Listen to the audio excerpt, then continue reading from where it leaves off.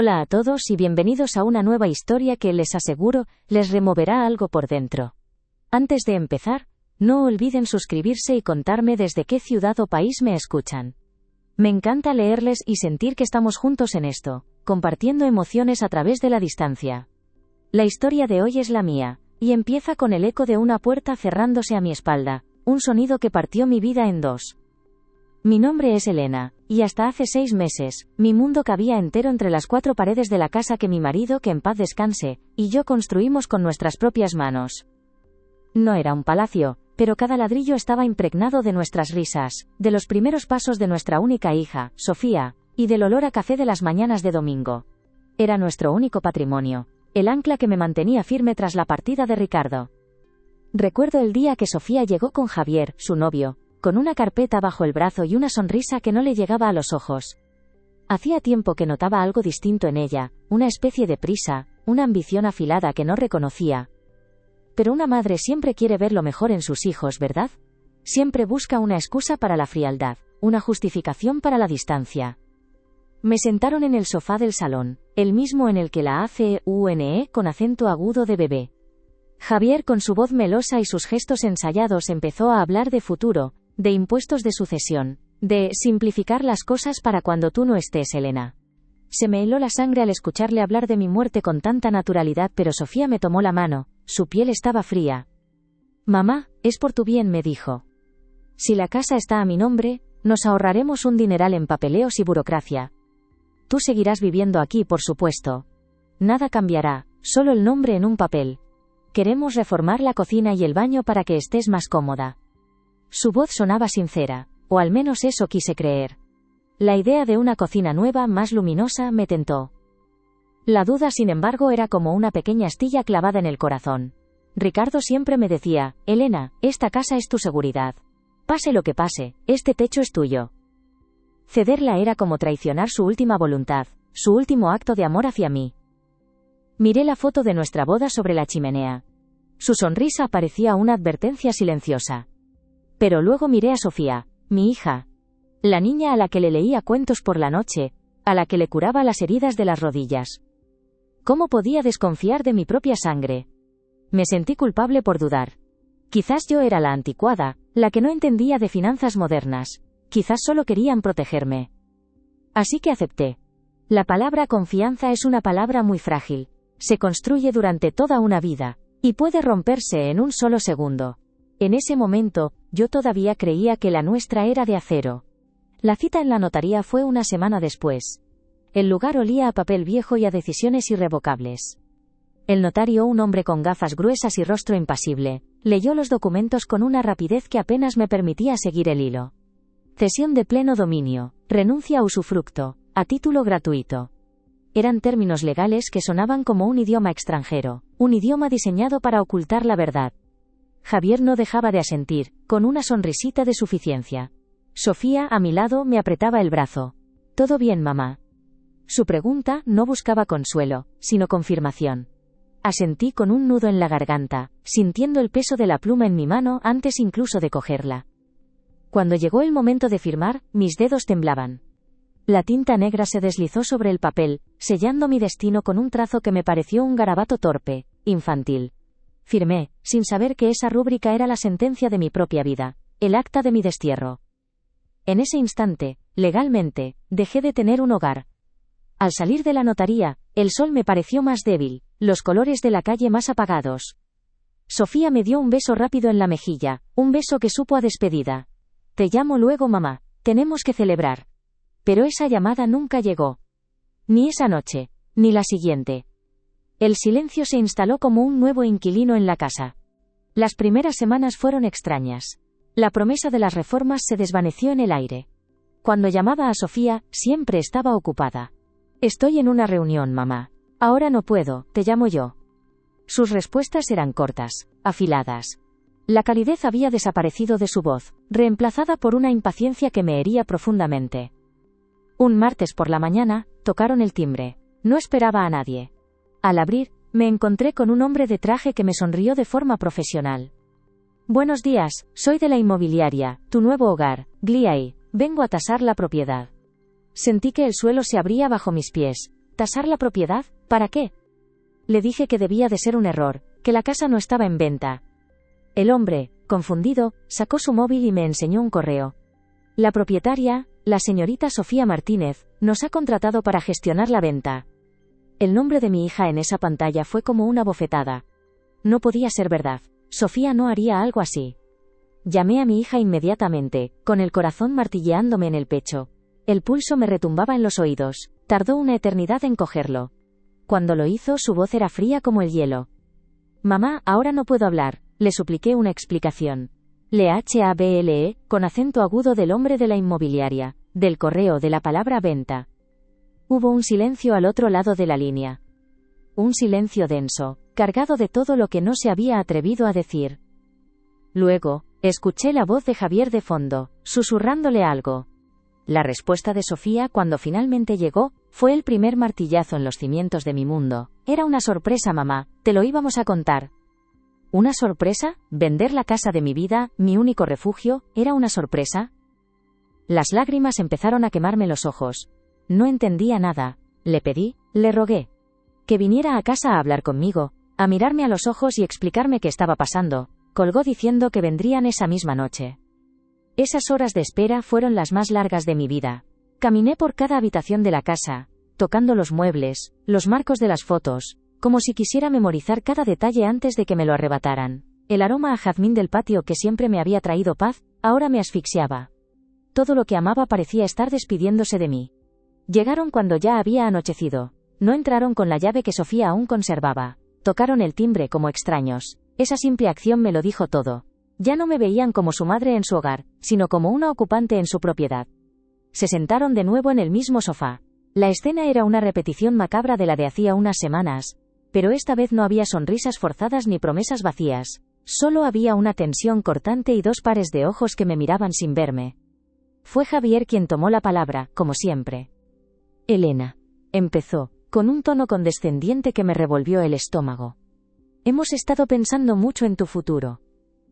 Esta casa es demasiado grande para ti, demasiado costosa de mantener. La venta es la mejor opción. Con el dinero, podemos conseguirte una plaza en una residencia excelente. Un sitio donde estarás cuidada y no tendrás que preocuparte por nada. La palabra residencia resonó en el silencio de la sala. Un asilo. Querían encerrarme en un asilo.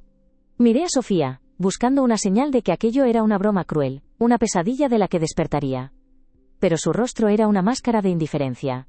No había ni rastro de la niña a la que le había enseñado a andar en esa misma sala. ¿Una residencia?, susurré con la voz rota. Sofía, esta es mi casa, tu casa. La casa de tu padre, me prometiste que nada cambiaría. Sentí como la incredulidad daba paso a una ira sorda, a un dolor que me quemaba por dentro. Las cosas cambian, mamá, dijo ella, y su voz era tan afilada como un trozo de cristal. Javier y yo tenemos planes. Queremos comprar un piso en el centro, montar nuestro propio negocio. Necesitamos el dinero. No puedes ser egoísta. ¿Egoísta yo? Por querer conservar el único lugar del mundo donde me sentía segura. La discusión subió de tono. Les grité, les supliqué, apelé a los recuerdos, al amor que se suponía que nos unía.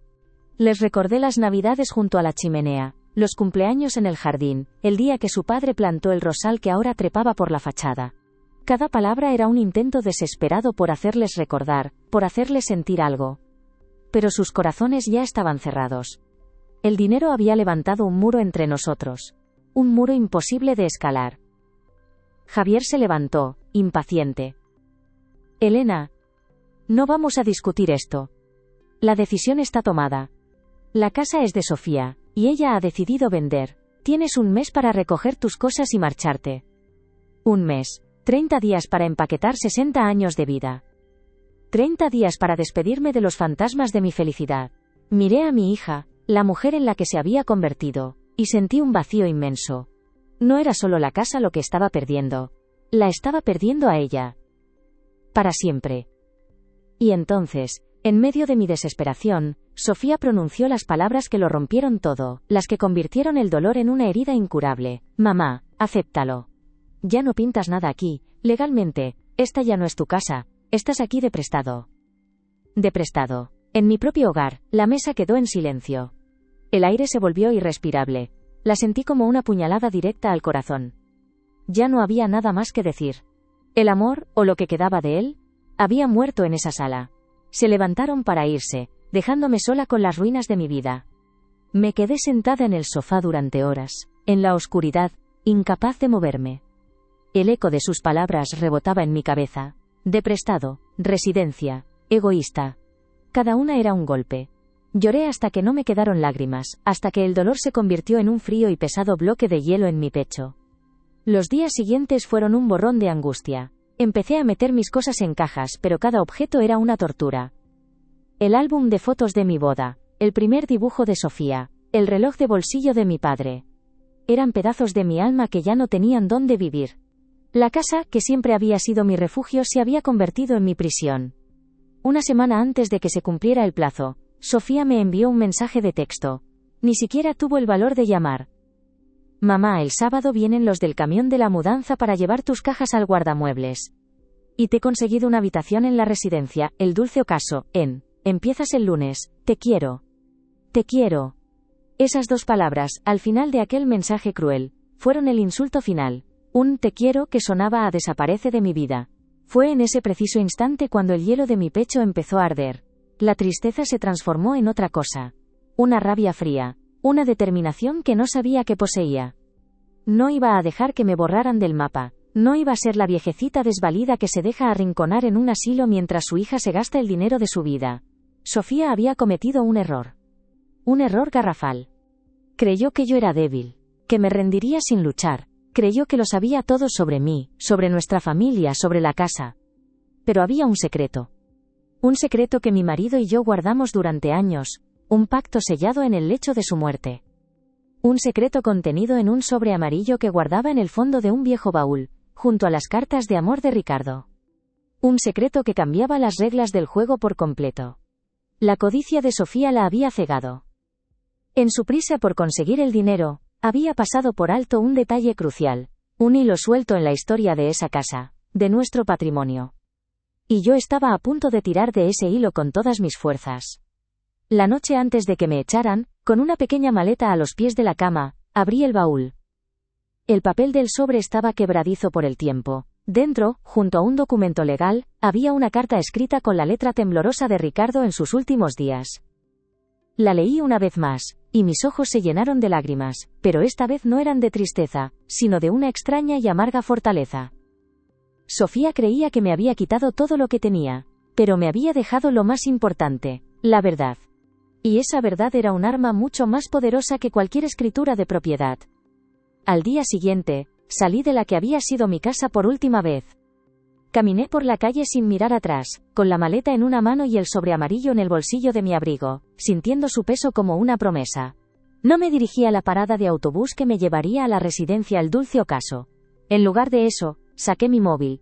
Marqué un número que no había usado en años, el de un viejo amigo de la familia, un abogado de la vieja escuela, de los que creen en la justicia por encima de todo.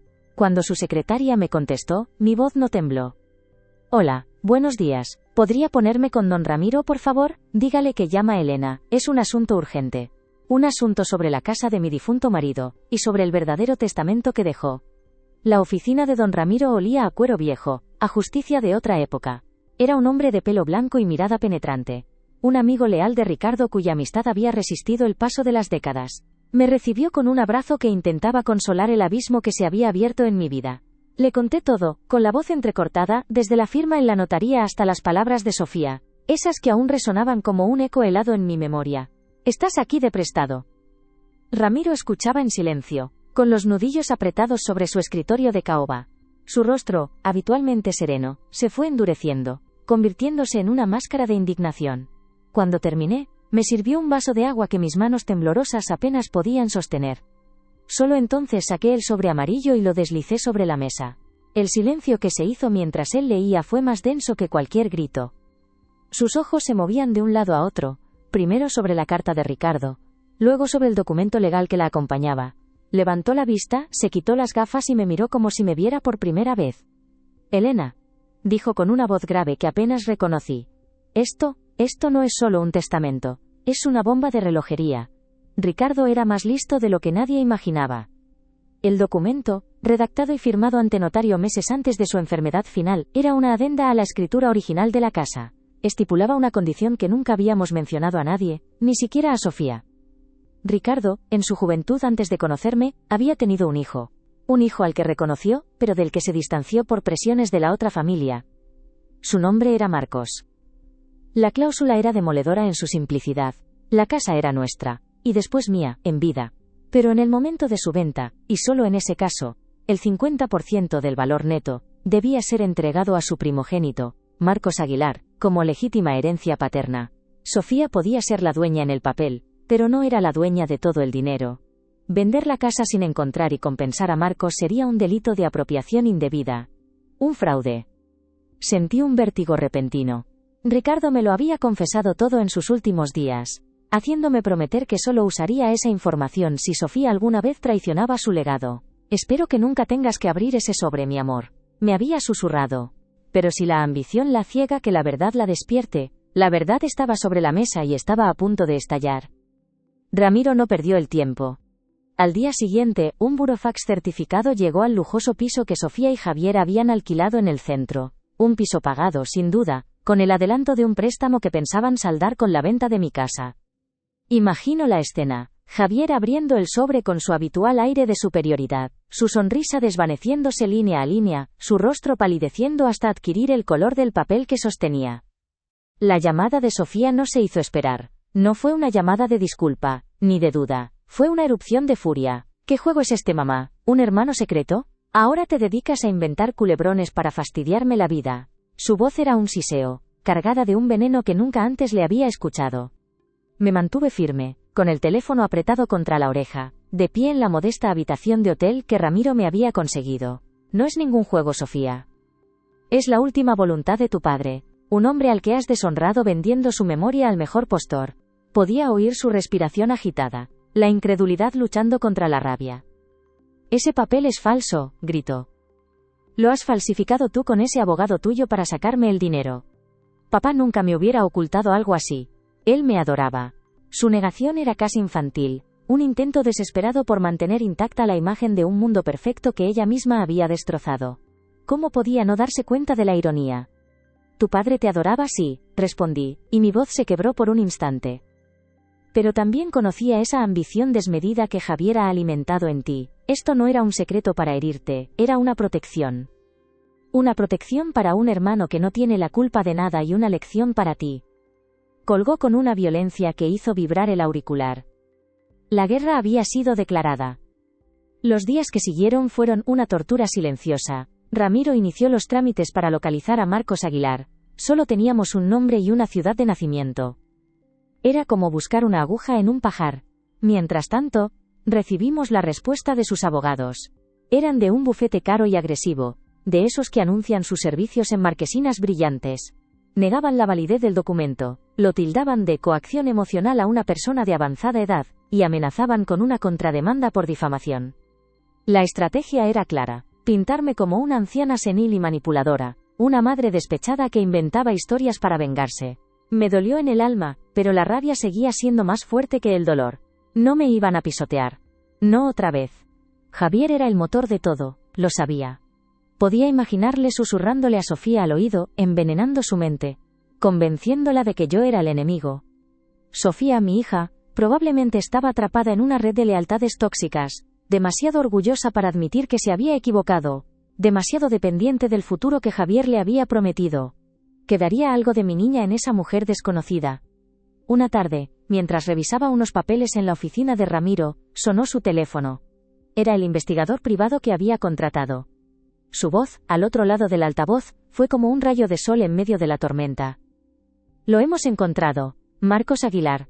Vive en un pueblo de la sierra. Es carpintero. Parece un buen tipo sin antecedentes, vida tranquila. Se me llenaron los ojos de lágrimas. Existía. Era real. Era la pieza que faltaba en el puzzle, la llave para recuperar no solo mi casa, sino también un trozo de la dignidad que me habían robado. Ramiro me puso una mano en el hombro. Tranquila, Elena. Ahora empieza lo difícil. Tenemos que contactar con él, explicarle la situación. Su reacción será decisiva. Pero Sofía y Javier también se movían en la sombra. Una tarde recibí una llamada de mi prima, Marta. Su voz sonaba nerviosa. Elena, no sé si debería decirte esto, pero Sofía me ha llamado. Estaba preguntando por historias viejas de la familia, por amigos de Ricardo de antes de que os conocierais. Sonaba extraña, como si buscara algo para usar en tu contra. Se me heló la sangre. Estaban buscando trapos sucios, cualquier cosa para desacreditar a su padre, y por extensión, a mí.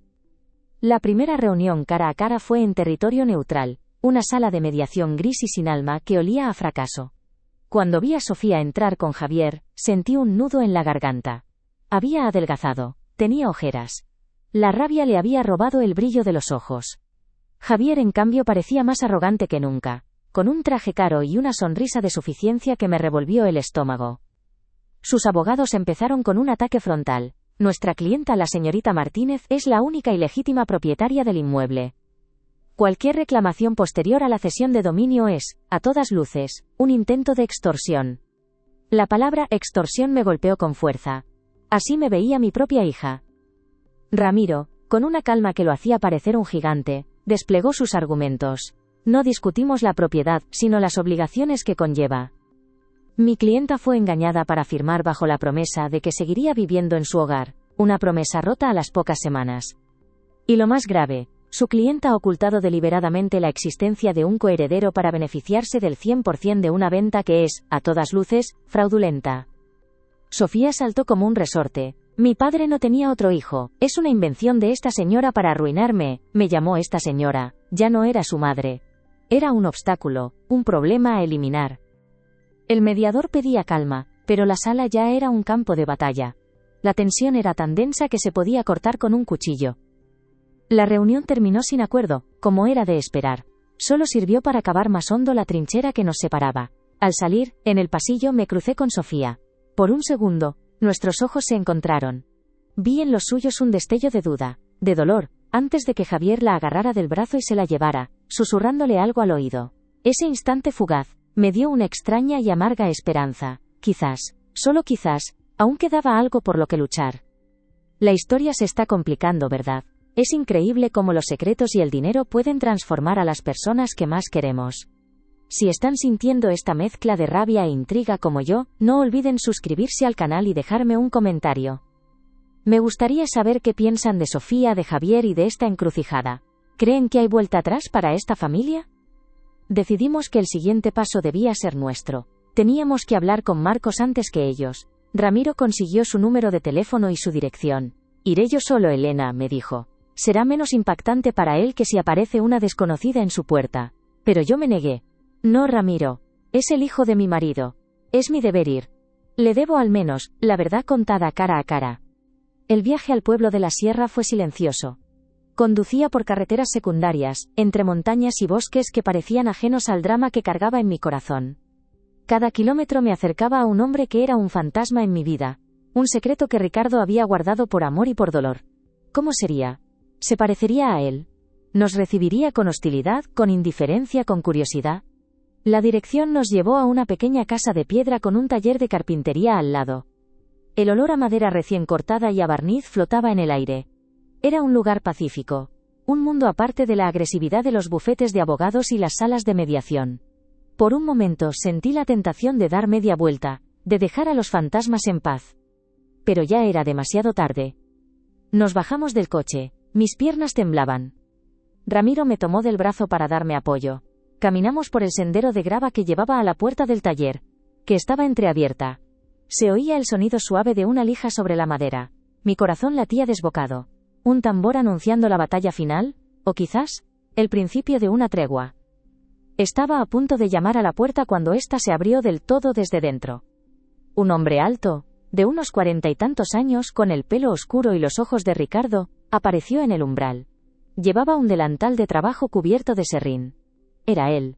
Era Marcos, la viva imagen de un Ricardo más joven. Se me cortó la respiración. Pero no estaba solo. Detrás de él, saliendo de la penumbra del taller, apareció una figura que mi mente se negaba a procesar. Era Sofía. Y a su lado, con una expresión de triunfo que helaba la sangre, estaba Javier. Habían llegado antes que nosotros. Sofía me miró, y en su rostro no había sorpresa, sino una sonrisa fría, calculadora, la sonrisa de alguien que acaba de dar el jaque mate. Se acercó a Marcos y le puso una mano en el brazo, en un gesto de familiaridad que era una puñalada para mí. «Mamá. Vaya, qué casualidad encontrarte por aquí», dijo, y su voz goteaba un sarcasmo cruel. «Supongo que venías a conocer a mi hermano. Llegas un poco tarde. Ya hemos tenido una charla muy productiva, le he explicado tu ridícula historia, y le he hecho una oferta mucho más razonable para que no se deje manipular por tus mentiras». Marcos nos miró, con los ojos de su padre, pero su expresión era una mezcla de confusión y desconfianza. Estaba claro que le habían contado una versión de la historia en la que yo era la villana. Habían encontrado a mi único aliado, y lo habían envenenado contra mí. Me habían tendido una trampa, y yo, en mi ingenua búsqueda de justicia, había caído de lleno en ella. La sangre se me heló en las venas. Ver a Sofía allí, junto a ese hombre que era la viva imagen de mi Ricardo, con Javier a su lado como un general victorioso, fue un golpe más bajo y certero que cualquier documento legal. Habían anticipado mi jugada, se habían adelantado y habían convertido mi única esperanza en un arma contra mí. El aire del taller cargado del dulce aroma de la madera de repente se volvió irrespirable, denso como el veneno.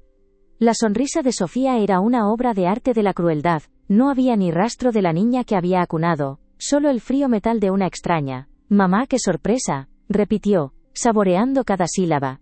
Javier y yo pensamos que era importante que Marcos conociera a su familia. A toda su familia. Y que supiera la verdad antes de que vinieras tú a llenarle la cabeza de mentiras y rencores de vieja. Me llamó vieja, delante de ellos. La humillación fue como una bofetada física. Ramiro dio un paso al frente. «Protector. Señorita Martínez, esta forma de proceder es intimidatoria y podría tener consecuencias legales». Javier soltó una risa seca, despectiva. «Ahórrese las amenazas, abogado. Aquí solo hay una reunión familiar. Le hemos explicado a Marcos la situación. Una madre despechada que, al verse fuera de la casa, se inventa un testamento falso para sacar dinero. Pero nosotros somos generosos». Se giró hacia Marcos, que nos miraba con una confusión que partía el alma. Sus ojos, los ojos de Ricardo, estaban llenos de una desconfianza que yo misma, sin quererlo, había provocado. Le hemos ofrecido a Marcos 20.000 euros, ahora mismo, para zanjar este circo. Una compensación por las molestias. Es más de lo que una historia inventada vale, ¿no crees? El chantaje era tan burdo, tan descarado, que me dejó sin aliento. Le ofrecían migajas del festín que planeaban darse con el dinero de la casa. Ignoré a Javier, ignoré a Sofía. Mis ojos se clavaron en los de Marcos. Di un paso hacia él, sintiendo que cada centímetro era un campo de minas. «No me conoces», le dije, y mi voz para mi sorpresa sonó firme y clara.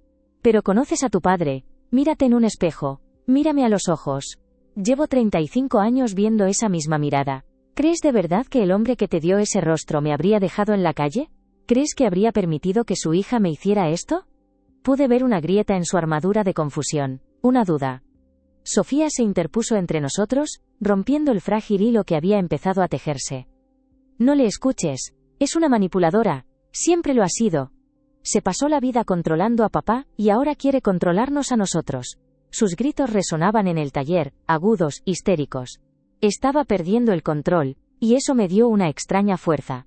La verdad, aunque susurrada, siempre es más poderosa que la mentira a gritos. Marcos retrocedió un paso, abrumado. Miró a Sofía, luego a mí, luego a Javier, que mantenía su sonrisa de depredador. No sé qué pensar», murmuró. «Todo esto es demasiado». Javier le puso una mano en el hombro, un gesto posesivo. «No hay nada que pensar, Marcos. Acepta nuestra oferta.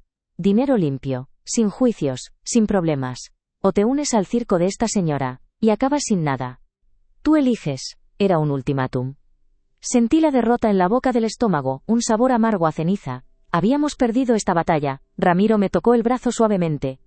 «Elena, vámonos. Aquí no hay nada más que hacer por ahora». Asentí, con el corazón encogido.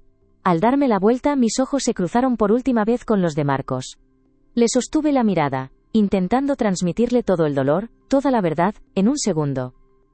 «Tu padre era un hombre de honor», susurré, «más para mí que para él. Espero que tú también lo seas». El viaje de vuelta fue un funeral silencioso. El paisaje que antes me había parecido sereno ahora se veía hostil, indiferente a mi dolor. Cada curva de la carretera era una vuelta más en la espiral de mi desesperación. Estaba sola. Completamente sola. Había perdido mi casa, a mi hija y ahora, a mi único posible aliado. Javier y Sofía habían ganado. Ramiro rompió el silencio cuando ya estábamos entrando en la ciudad. No te rindas, Elena. Esto no ha acabado. Han mostrado su juego. Son imprudentes, y la gente imprudente comete errores. Sus palabras eran un bálsamo, pero la herida era demasiado profunda. ¿Qué error podían cometer? Tenían la escritura, el dinero, y ahora tenían a Marcos de su lado, o al menos neutralizado por la duda y la codicia.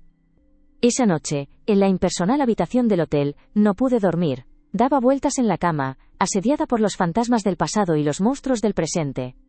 La cara de desprecio de Sofía se repetía en mi mente, una y otra vez.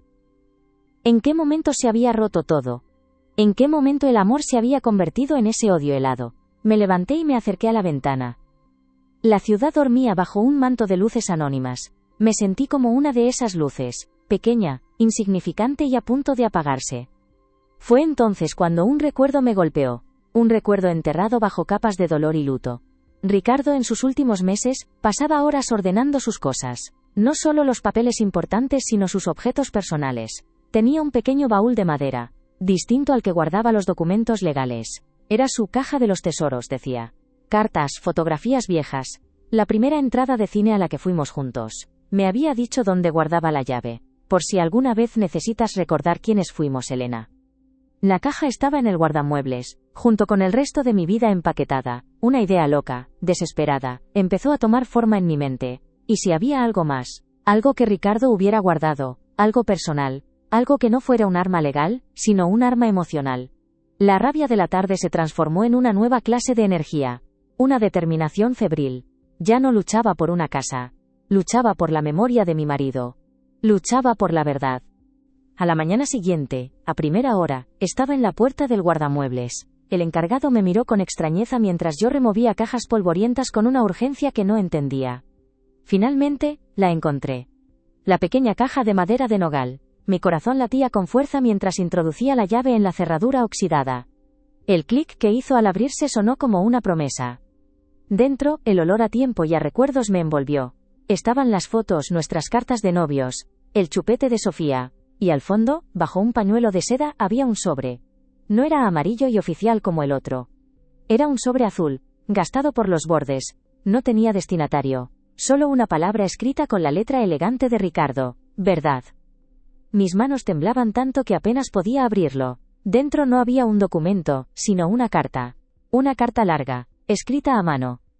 Y junto a ella una fotografía pequeña, en blanco y negro. Era la foto de un niño de unos 5 años, con una sonrisa pícara y los ojos inconfundibles de Ricardo. En el reverso, una fecha y un nombre. Marcos 1978. Empecé a leer la carta. No era para mí. Tampoco era un testamento. Era una confesión. Era una carta que Ricardo le había escrito a su hijo Marcos, pero que nunca se había atrevido a enviar. Hablaba de su juventud, de su miedo, del error que cometió al alejarse. Le contaba anécdotas de su infancia, cosas que solo un padre podría saber. Y le pedía perdón. Un perdón que llegaba 40 años tarde, pero que era tan puro y desgarrador que las lágrimas nublaron mi vista.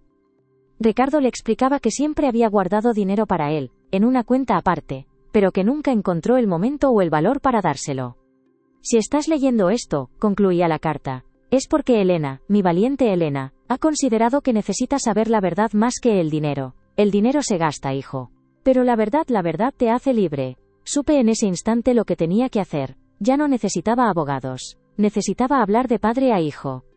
Mientras tanto, la ofensiva de Sofía y Javier se recrudeció. A los 2 días apareció un cartel de vendido en la fachada de mi casa. Lo vi en una foto que me mandó una vecina, con un mensaje de condolencia. Cada letra de esa palabra era un clavo en mi ataúd. Lo habían hecho. Habían vendido mi hogar. Y para rematar la humillación, los abogados de Javier me enviaron una notificación. Dejaban de pagar mi habitación de hotel. Tenía 48 horas para irme. Querían verme en la calle, literalmente. Querían quebrarme, humillarme hasta que no me quedaran fuerzas para seguir luchando. Sofía me llamó esa misma tarde. Su voz sonaba extraña, casi vacilante. Mamá, me han dicho los abogados que te han notificado lo del hotel. Es un trámite. Por un instante, creí oír una fisura en su frialdad. Un trámite, Sofía. Echar a tu madre a la calle es un trámite. Escuché la voz de Javier de fondo, preguntando con quién hablaba. La voz de Sofía cambió al instante. volviéndose dura de nuevo. Haz lo que tengas que hacer. La casa ya está vendida. No hay nada más que discutir. Y colgó. Esa noche no volví al hotel. Con la carta de Ricardo en mi bolso, cogí el coche y conduje de nuevo hacia la sierra. No tenía un plan, solo una certeza. La verdad tenía que llegar a su destinatario. Llegué al pueblo bien entrada la noche. Las luces de la casa de Marcos estaban apagadas, pero en el taller había una luz encendida. Estaba trabajando. O quizás como yo tampoco podía dormir. Aparqué el coche a una distancia prudencial y caminé hacia allí bajo la luz de la luna. El sonido de la lija sobre la madera era el único ruido en el silencio de la noche. Me detuve en la puerta entreabierta, con el corazón en un puño. Él estaba de espaldas, concentrado en un mueble. No quería asustarle. Toqué suavemente la madera de la puerta. Se giró de golpe, sobresaltado, con una herramienta en la mano. Su expresión al verme pasó de la sorpresa a la hostilidad. «Usted otra vez», dijo con la voz áspera. «Ya le dije que no quiero problemas. Su hija y yo llegaremos a un acuerdo». Avancé hacia la luz, mostrando que venía en son de paz. No dije nada. Simplemente saqué el sobre azul de mi bolso y lo extendí hacia él. Su mirada se desvió del sobre a mis ojos intentando descifrar mis intenciones. «Esto no es de un abogado», le dije con la voz más serena que pude encontrar. «No hay cifras, ni amenazas, ni condiciones. Esto es de un padre. Es tuyo. Te ha estado esperando durante 40 años». Se quedó mirando el sobre, inmóvil. Su fachada de dureza empezó a desmoronarse. Podía ver la lucha en su interior, la curiosidad peleando contra la desconfianza que Sofía y Javier le habían inculcado. Finalmente, con un gesto lento, casi reverencial, alargó la mano y cogió el sobre. Sus dedos rozaron los míos. Fue un contacto fugaz, pero sentí una extraña conexión, un puente invisible tendido sobre décadas de silencio. No dije nada más. Me di la vuelta y me marché, dejándole solo con la voz de su padre, con la verdad que había estado esperando toda su vida. A la mañana siguiente mi móvil sonó. Era un número desconocido. Contesté con el corazón desbocado. «Soy Marcos», dijo una voz al otro lado. Sonaba completamente distinta. Rota. Emocionada. «He leído la carta. Y he visto la foto. Recuerdo ese día. Mi padre me llevó a un parque de atracciones. Me compró un algodón de azúcar más grande que mi cabeza. Hubo un silencio, cargado de lágrimas contenidas. Tenemos que hablar, Elena, por favor». Nos vimos en una pequeña cafetería, a medio camino entre el pueblo y la ciudad. Cuando llegó, parecía otro hombre. La coraza había desaparecido. En su lugar, había una vulnerabilidad que me conmovió profundamente. Me contó que Sofía y Javier le habían presionado para que firmara un acuerdo esa misma semana, ofreciéndole un poco más de dinero para que renunciara a cualquier reclamación futura. «Ahora entiendo por qué tenían tanta prisa», dijo, con una nueva dureza en la mirada. «Querían enterrar esto para siempre». Puso la carta y la foto sobre la mesa. «No quiero su dinero sucio, Elena. Nunca quise el dinero. Solo quería respuestas. Y ahora las tengo». Me miró, y por primera vez vi en sus ojos no solo a Ricardo, sino a un aliado. «Lo que le han hecho a usted no tiene nombre. Y lo que le han hecho a la memoria de mi padre tampoco. Voy a ayudarla. Recuperaremos esa casa». Sentí que una ola de alivio me recorría el cuerpo. Ya no estaba sola. Pero entonces, Marcos frunció el ceño, como si recordara algo que no encajaba. «Hay algo más, Elena. Algo extraño que pasó cuando vinieron a verme». Se inclinó sobre la mesa, bajando la voz. Mientras Sofía me explicaba su versión de la historia en el taller, Javier salió a hablar por teléfono. Pensó que no le oía, pero la acústica en el taller es muy buena. Hizo una pausa, y yo contuve la respiración. No hablaba con ningún abogado. Parecía una llamada personal. Le oí decir algo que me heló la sangre. Dijo: «No te preocupes, abuelo. El plan va perfecto. La casa de los Martínez será nuestra, como debió serlo siempre. Vengaremos lo que le hicieron a nuestra familia». Sentí un vértigo, como si el suelo de la cafetería se hubiera vuelto inestable. «¿Qué familia? ¿De qué habla? Javier tiene alguna relación con nosotros». Las piezas no encajaban. Era una locura. Marcos me miró fijamente, y sus siguientes palabras cayeron sobre mí como una losa de hielo. «No sé». Pero al final de la llamada, justo antes de colgar, dijo un apellido. Dijo que Ricardo Martínez había arruinado a su abuelo hacía 40 años, que le había robado su futuro. El apellido era Soto. ¿Le suena de algo, Elena? Soto. El mundo se detuvo, el aire se escapó de mis pulmones. Mi mente voló hacia atrás, A los primeros años de mi matrimonio, a las historias que Ricardo me contaba sobre sus inicios, sobre su primer socio. Un hombre llamado Enrique Soto. Un socio con el que tuvo una disputa terrible, una separación de negocios que acabó en los tribunales, y en la ruina de Soto. Ricardo siempre se sintió culpable por ello. Se me heló la sangre, la mesa quedó en silencio. Sentí un nudo en la garganta tan grande que me impedía respirar. Javier no era solo un novio ambicioso, no era un simple oportunista que se había aprovechado de la codicia de mi hija. Era el nieto de Enrique Soto. Y esto no era por dinero. Nunca lo había sido. Esto era una venganza. Una venganza planeada durante años, y Sofía, mi propia hija, era la pieza central e inconsciente de su tablero. El apellido Soto flotó en el aire viciado de la cafetería. Se quedó suspendido entre nosotros, pesado, oscuro, cargado con el veneno de 4 décadas de rencor. Enrique Soto. El socio. El amigo traicionado, o eso decía él. Ricardo nunca habló mucho del tema, pero la culpa era una sombra que siempre le acompañó en los rincones silenciosos de su memoria. Se me heló la sangre, esta vez de una forma distinta, no era el frío del abandono, sino el del terror puro. El terror de comprender que habíamos estado jugando a un juego cuyas reglas desconocíamos por completo. Javier no había aparecido en la vida de Sofía por casualidad. Había sido una bala disparada 40 años atrás, y mi hija, mi propia hija, era su trayectoria. Marcos me miró, sus ojos, los de Ricardo, ahora llenos de una claridad terrible. Lo entiendo todo, dijo en un susurro. La prisa, la oferta ridícula, la forma en que me hablaron de mi padre, como si fuera un ladrón. No querían evitar un juicio por dinero, Elena. Querían evitar que usted y yo habláramos. Querían evitar que esto saliera a la luz. La mesa quedó en silencio. El puzzle macabro estaba completo. La sonrisa de Javier, su voz melosa, su ambición desmedida que había contagiado a Sofía. No era codicia, era odio. Un odio heredado, paciente y metódico, que había esperado el momento perfecto para atacar, y el momento perfecto era yo, sola, vulnerable, confiada. Volvimos a la ciudad con una nueva y terrible determinación. Le contamos todo a Ramiro, que escuchaba con el rostro cada vez más sombrío. Cada palabra que decíamos era un clavo más en el ataúd de la inocencia de Sofía. O quizás en el de la mía, por no haber visto antes al lobo que dormía en mi casa. Esto lo cambia todo, dijo Ramiro golpeando la mesa con la palma de la mano. Ya no es un caso de herencia, es un caso de estafa agravada de coacción y premeditación. La cesión de la casa es nula de pleno derecho si podemos demostrar que usted firmó bajo un engaño planificado. La esperanza, una llama diminuta y temblorosa, volvió a encenderse en mi pecho. El primer paso era encontrar pruebas. El testimonio de Marcos era crucial, pero necesitábamos más. Necesitábamos conectar a Javier con Enrique Soto de forma irrefutable. Los investigadores de Ramiro se pusieron a trabajar día y noche, buceando en registros públicos, en árboles genealógicos, en viejas escrituras de empresas. Buscaban un fantasma y tenían que encontrarlo rápido. Mientras, mi situación personal era desesperada. El plazo del hotel se cumplía. Me veía en la calle, sin nada más que el coche y unas pocas cajas. Fue Marcos quien, sin dudarlo un segundo, me ofreció una solución.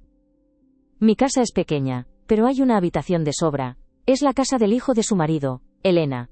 Es su casa también. Lloré. Lloré por la bondad de ese extraño que se parecía a mi Ricardo. Un hombre que me ofrecía un techo mientras mi propia hija me lo arrebataba. Me instalé en el pequeño pueblo de la sierra. El aire puro, el olor a madera y la tranquila dignidad de Marcos fueron un bálsamo para mi alma herida. Por primera vez en meses sentí que no estaba sola en la batalla. Teníamos un enemigo común, y un recuerdo común que defender. La noticia de que vivía con Marcos llegó a oídos de Sofía. Su llamada fue inmediata, un torrente de acusaciones y veneno. ¿Ahora vives con él? ¿Tan rápido me has reemplazado? ¿Te has aliado con un desconocido para robarme lo que es mío? Su ceguera era tan profunda que me partía el corazón. Sofía, escúchame, le supliqué con la voz rota. No es tu enemigo. El enemigo duerme a tu lado cada noche. Javier es el nieto de Enrique Soto. Te está utilizando para vengar algo que pasó hace 40 años. Hubo un silencio al otro lado. Un silencio tan largo que pensé que se había cortado la llamada. Pude oír su respiración, entrecortada. Estás loca, susurró finalmente, pero su voz carecía de convicción. Era el susurro de alguien que intenta convencerse a sí mismo. Estás inventando cualquier cosa para separarnos. No lo vas a conseguir. Y colgó. Pero yo sabía que había plantado una semilla. La semilla de la duda. Una semilla que esperaba germinaría en la tierra envenenada de su corazón. Una semana después, Ramiro nos llamó. Lo tenemos, dijo, y su voz sonaba triunfante. Javier Soto. Nacido hace 32 años. Nieto de Enrique Soto. Fallecido hace 5. Hemos encontrado transferencias bancarias del abuelo al nieto durante años. Y lo más importante. Hemos encontrado al comprador de la casa. Contuve la respiración. ¿Y quién es?, pregunté. La respuesta de Ramiro fue el último giro del cuchillo. Una sociedad de inversión. Una sociedad cuyo apoderado y único administrador es un viejo amigo y socio de Enrique Soto. La venta fue un montaje. Nunca pensaron venderla en el mercado. Se la estaban pasando entre ellos. Es un círculo cerrado de venganza. Ahora teníamos las armas. Teníamos la verdad. El juicio se fijó para 2 meses después. 2 meses en los que viví en un limbo de ansiedad y esperanza. Veía a Sofía en todas partes, en los rostros de las jóvenes que pasaban por la calle, en los anuncios de televisión. Me preguntaba si estaría comiendo bien, si la duda la estaría carcomiendo por dentro, si alguna vez se preguntaría si su madre, la mujer que le dio la vida, podría estar diciendo la verdad. El día del juicio llegó. El aire de la sala era pesado, cargado de futuros rotos y pasados sin resolver. Vi a Sofía al otro lado del pasillo. Estaba más delgada, pálida. Javier la sujetaba del brazo. Su sonrisa arrogante ahora era una mueca tensa. Cuando sus ojos se encontraron con los míos, ella apartó la vista al instante. No pudo sostenerme la mirada. Y en ese gesto, lo supe, la semilla había germinado. El juicio fue una batalla campal. Los abogados de Javier intentaron pintar a Marcos como un oportunista, a mí como una anciana manipuladora. Pero la calma de Ramiro era un muro contra el que sus gritos se estrellaban. Presentó las pruebas una por una. El testamento de Ricardo. El testimonio de Marcos sobre la llamada. Los documentos que vinculaban a Javier con su abuelo, y la venta fraudulenta de la casa a los socios de este. El momento clave fue cuando Marcos subió al estrado. Habló con una voz clara y firme. Relató la conversación que había escuchado, repitiendo las palabras exactas de Javier. No te preocupes, abuelo. El plan va perfecto. Vengaremos lo que le hicieron a nuestra familia. La sala quedó en un silencio sepulcral. Javier palideció. Miré a Sofía. Sus ojos estaban fijos en su novio, y en ellos vi por primera vez el horror de la comprensión. Pero el golpe de gracia no fue legal, fue emocional. Ramiro me llamó a declarar. No hable con acento agudo de leyes ni de propiedades. Hablé de Ricardo. Hablé de su amor por Sofía, de cómo guardaba cada uno de sus dibujos infantiles. Y entonces saqué la carta. La carta de Ricardo a Marcos. Le pedí al juez permiso para leer un fragmento en voz alta. Mi voz temblaba mientras leía las palabras de mi marido pidiendo perdón a un hijo perdido. El dinero se gasta, hijo. Pero la verdad te hace libre. Cuando levanté la vista, todo el mundo en la sala me estaba mirando. Pero yo solo tenía ojos para mi hija. Sofía estaba llorando. Lloraba en silencio, con lágrimas que le resbalaban por las mejillas. Lágrimas que parecían limpiar años de ceguera. Javier intentó tomarle la mano, pero ella la apartó como si quemara. Fue en ese instante cuando todo se rompió.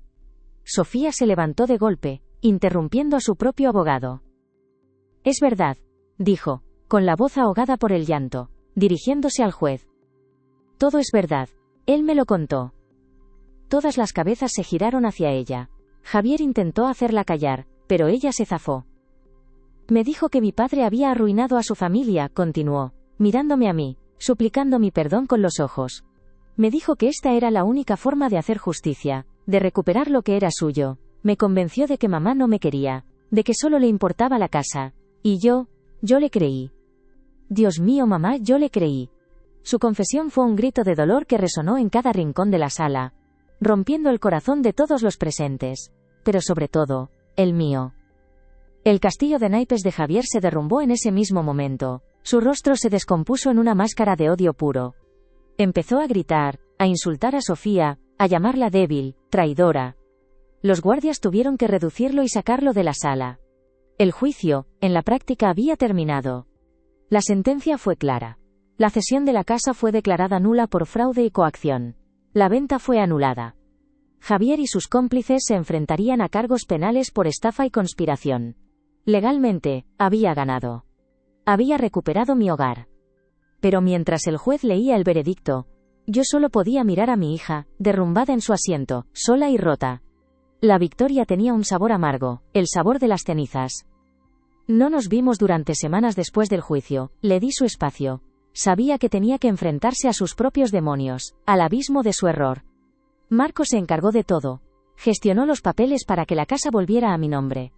Se convirtió en el hijo que nunca supe que tenía, un pilar de fuerza y bondad en medio del naufragio. Un día, recibí una carta. La letra era la de Sofía, torpe y temblorosa. No pedía perdón con palabras, no se atrevía. Solo había una llave dentro del sobre. La llave de la casa. Y una nota con 3 palabras: es tuya, mamá. Esa tarde, volví. La casa estaba vacía y silenciosa. El cartel de vendido había sido retirado, pero su fantasma seguía ahí. Caminé por las habitaciones, que ahora me parecían extrañas, manchadas por el recuerdo de la traición. Me di cuenta de que ya no podía vivir allí. Esa casa ya no era un refugio, era un mausoleo de lo que habíamos sido. Tomé una decisión. Llamé a Marcos y se lo conté. Voy a vender la casa. Pero esta vez, lo haremos bien. La vendimos unos meses después. Con el dinero, le di a Marcos la mitad que le correspondía, la herencia que su padre siempre quiso que tuviera. Él, con ese dinero, amplió su taller, y creó una fundación para enseñar el oficio de la carpintería a jóvenes sin recursos. Honró a su padre de la mejor manera posible. Con mi mitad, compré un pequeño apartamento cerca del mar. Un lugar luminoso, sin fantasmas, donde empezar de nuevo. No volví a saber nada de Javier. Desapareció, consumido por su propio veneno. ¿Y Sofía? Nuestra historia no tuvo un final de película. El perdón no es un interruptor que se pulsa. Es un camino largo, lleno de piedras y silencios.